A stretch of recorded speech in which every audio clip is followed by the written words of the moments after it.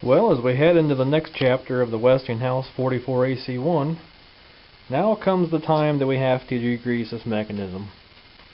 It's not really in that bad a shape. Although there are some places, especially on the bottom side here, around the back of the mech right here, this little center pivot that does the automatic changing on the spindle. Down inside of here, you probably can't see, I tried to get good bright light.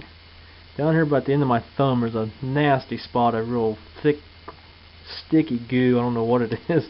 It probably was grease at one time, but it's kind of been reconstituted. It looks like caramel.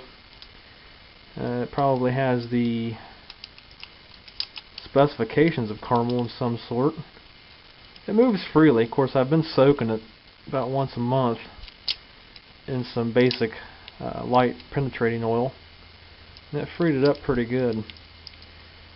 But now comes the time where we're going to have to clean this thing down and wash it with water and blow it out really, really good. I hate to induce water into this, but I'm going to have to get the degreaser off of it, or a can of air. I haven't decided yet, but spray her down. Incidentally, this is a fast orange base degreaser. Something that won't harm plastic, something that won't harm metal. It's citrus based.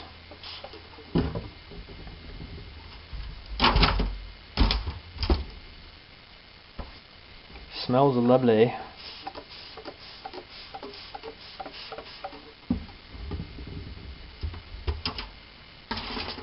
You can see already stuff's dripping out of it. Oh, it's out. It's awful. Ugh.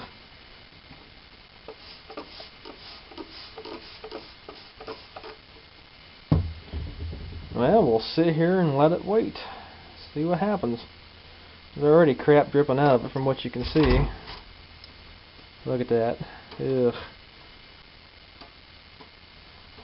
1959, you figure there's 54 years of grease dripping out of this thing as of this year, depending upon manufacturing date. I think this turntable actually dated to 58, so there is at least 54 years of grease dripping out of there.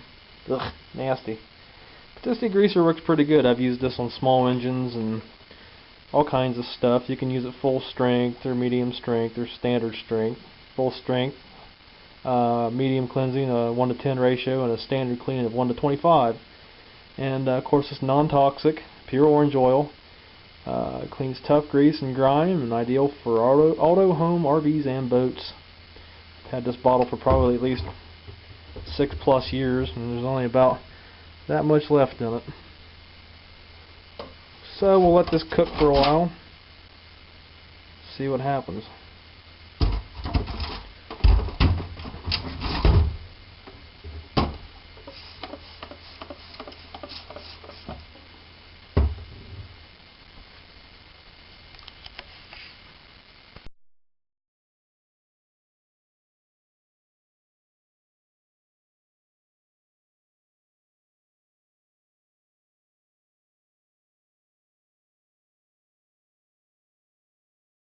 Well, after just a couple minutes, here's the results. See that water, the residue from the cleaner turned nice and orangey looking. All that old grease melting and succumbing to the force. You see she's starting to brighten up. I'll let this soak for a little bit. And let it take it upstairs and wash it off, or wash it off down here, one or the other.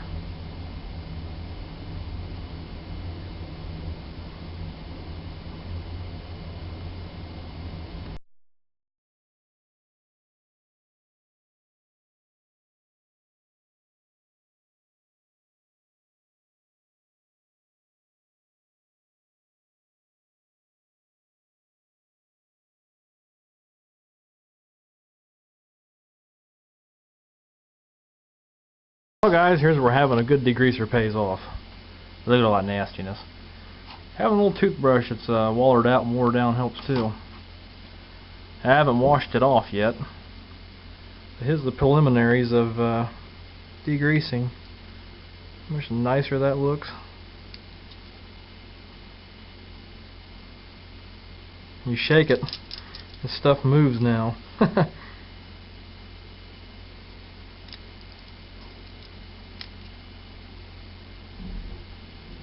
Much better.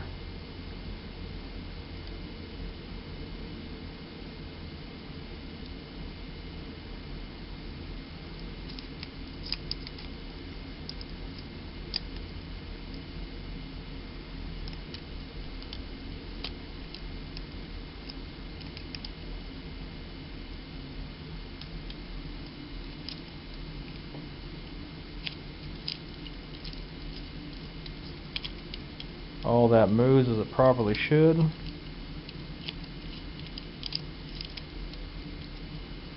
It's all nice and freed up.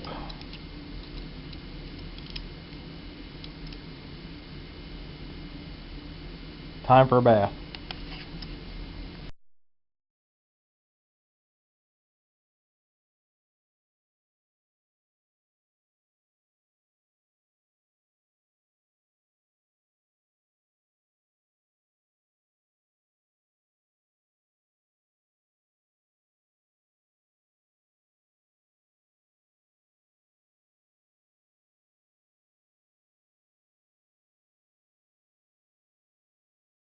Well, now that we have our VM changer clean, we need to blow it out.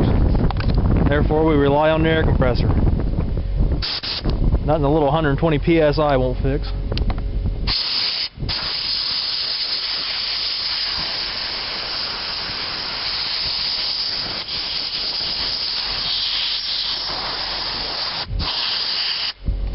Get all that water out of there, because we're going to hang it up tonight and let it dry overnight.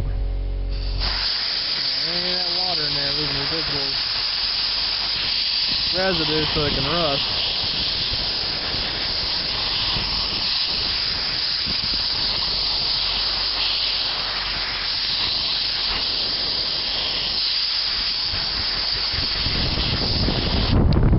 Yeah, that looks pretty good. I'll work on this a little bit more and we'll pick up here in a little bit.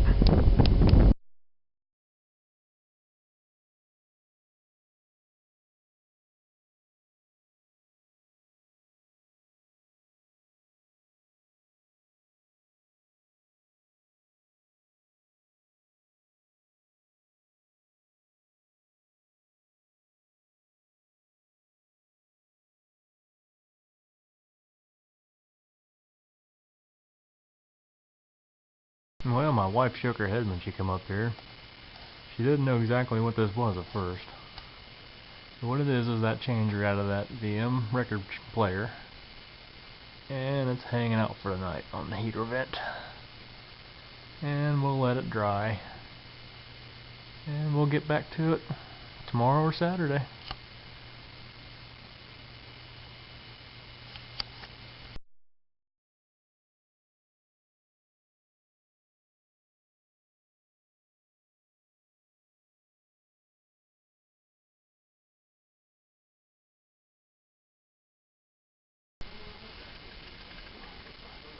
Well, today's Sunday, 20th of January, and we've let this sit for almost a full 2 days. Made sure everything that was wet has dried out and has rested for quite a few days. I turned the mechanism a couple times throughout the drying process so nothing would seize, get stuck, or get water stuck between it somewhere that it couldn't dry. But we're all cleaned up now. Everything looks good. Everything moves freely.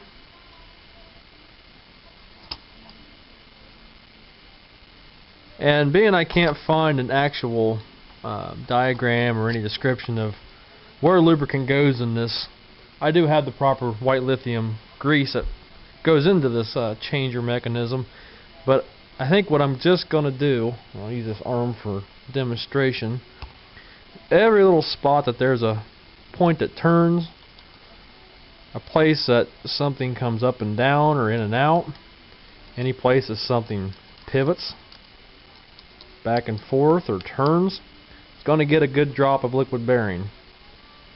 Down here on the bottom, where this slides back and forth, it's going to get a nice dousing of lithium grease, white lithium grease. Not heavy, but enough to get in there and make this slide work properly. The changer mechanism right here that works the works the center spindle. That'll get greased. And the same thing along with the motor over here. Liquid bearings will be put down into this top bearing. And down here on the bottom, you can't see it here, but up underneath it here, way down in here underneath the bottom of the motor, there's a bottom bearing. And that'll be oiled. And we can move forward with putting this back together. I'm going to get out my turtle wax and wax up this platter like I did the plastic radio you watched in my one video on the RCA AM tube radio. Should bring a nice shine back to that cabinet, or back to this. And across the room we'll polish up the cabinet. We'll get this put back together. Don't know if we'll get it done today, but we'll get it put back together a little closer than where she's been in the past several months.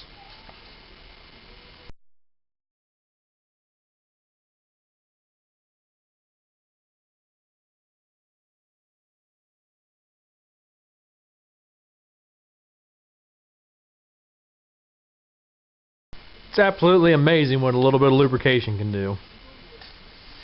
This product that I ordered off of Amazon several months back, it's called liquid bearings. I don't know how well that'll show up, but it's a synthetic lubricant. Gets in all them little cavities and stuff, and one drop goes a long way on this stuff. Works great. I love it. I use it for everything anymore. I even put some on this slide because I didn't really want to get grease up in there in case anyone happened to move. But when you turn this knob, look how much nicer that slides. Before it was like, 1, 2, and you about break this off to get it to go down into the farthest one. Man, that moves nice now. The pivot points work correctly. See, if you turn that like that, that moves that mechanism. The liquid bearing down on the motor, I hit both sides of this bearing on the top and the bottom bearing. Boy, you can give that puppy a push now and she just turns real easy. White lithium grease. Might not be the right stuff that a record changer requires, but I did find some. I didn't go completely ape on it. Let's see if we can get this to turn on its own. It's nice and smooth now. Boy, that's nice. I've got it sitting upside down so I can't cycle it all the way around, but just barely a push makes that thing move now. Everywhere up inside of there that had a pivot point, got liquid bearing. Every place is slid via a Q-tip. Got a little bit of white lithium grease. I still got to oil up these little bearings. They're the ones that go over the spindle shaft that the turntable platter sits on. So I got to clean them real well. And we'll put a little bit of liquid bearing in them. I think we'll be good to go for reassembly.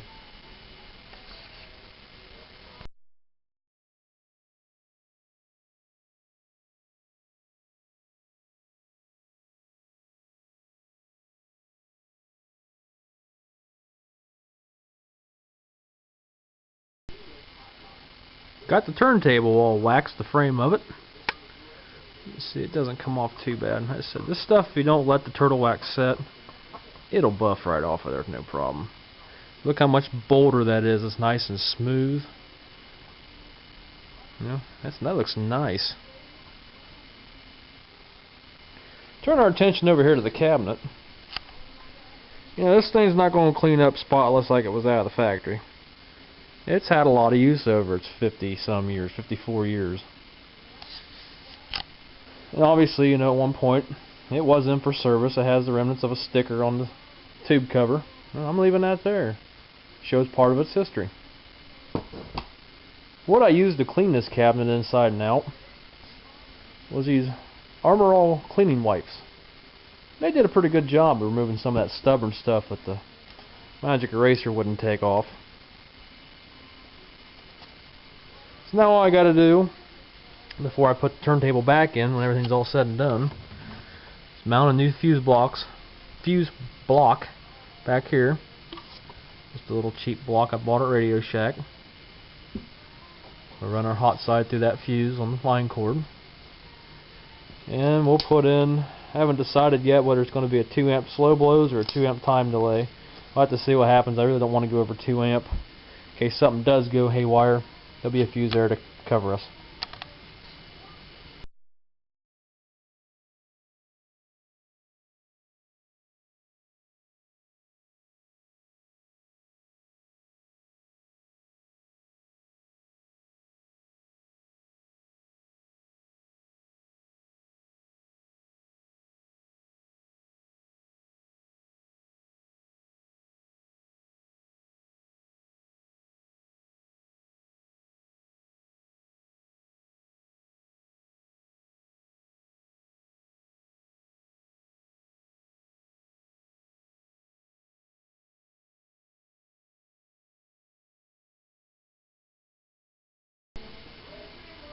As you can see, I got the mechanism put back in.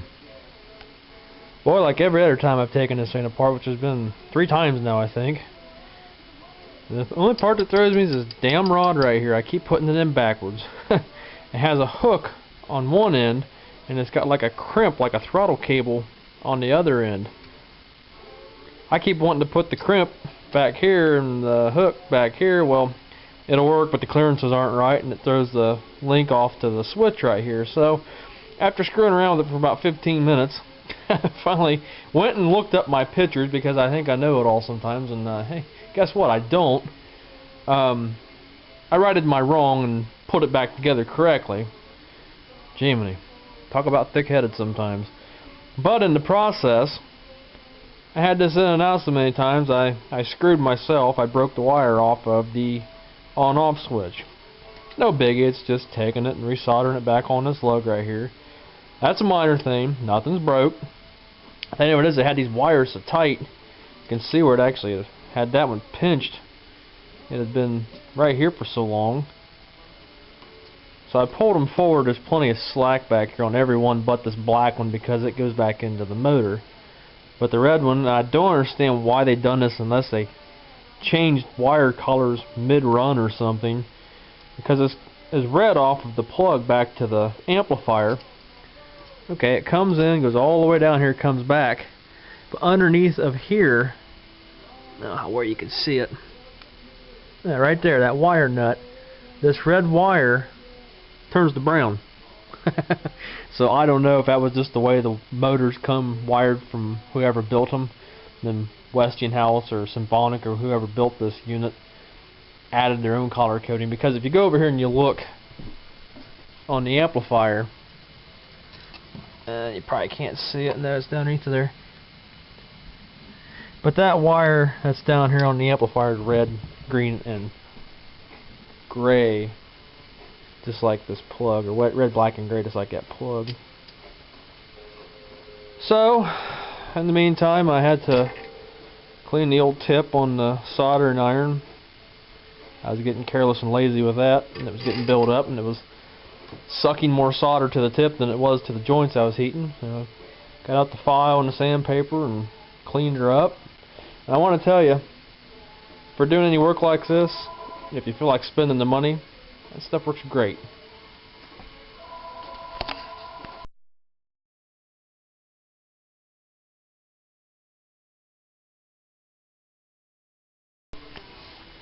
Well, now that I got the switch all resoldered and put back together, I had a spot back here. I had the tape on this wire. It looked like it had gotten pinched a long time ago.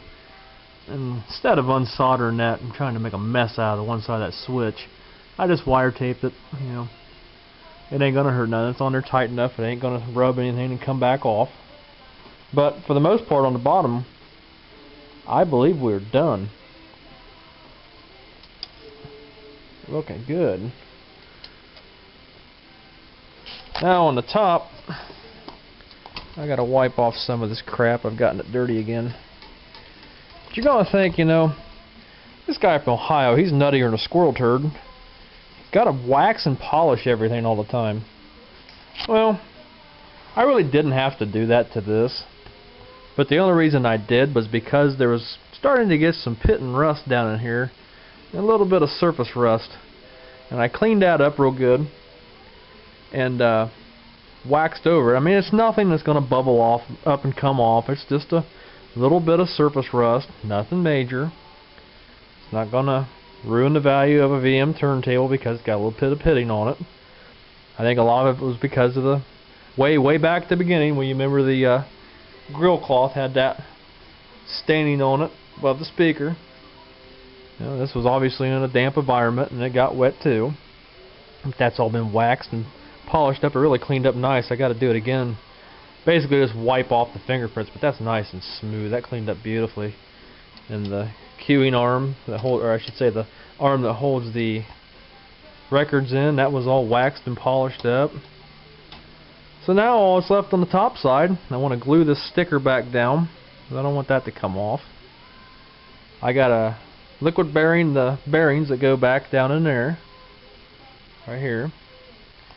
We got to put the idler wheel back on, and the knob, the platter. Then I got to fix the needle out here on the tone arm. And with that, I think we're just about done. Finish lines within view.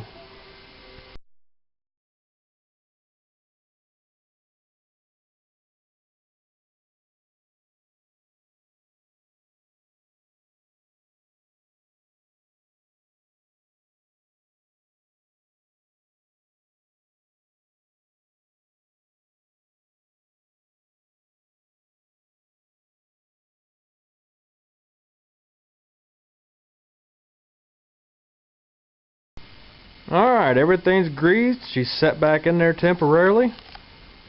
You're going to see this as I see it. Now I know this table needs an idler wheel. It's pretty hardened on the edge, so there's a lot of noise in it still. Other than that, let's see how it works.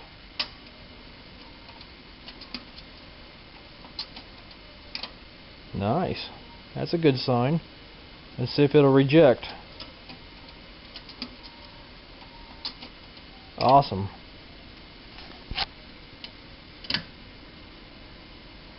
We still got a lot of noise in that.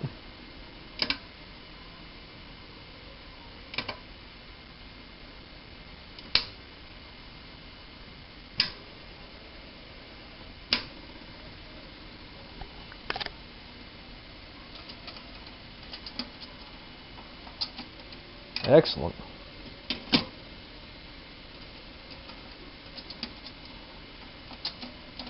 Nope, there's something it's not doing. It won't shut off completely.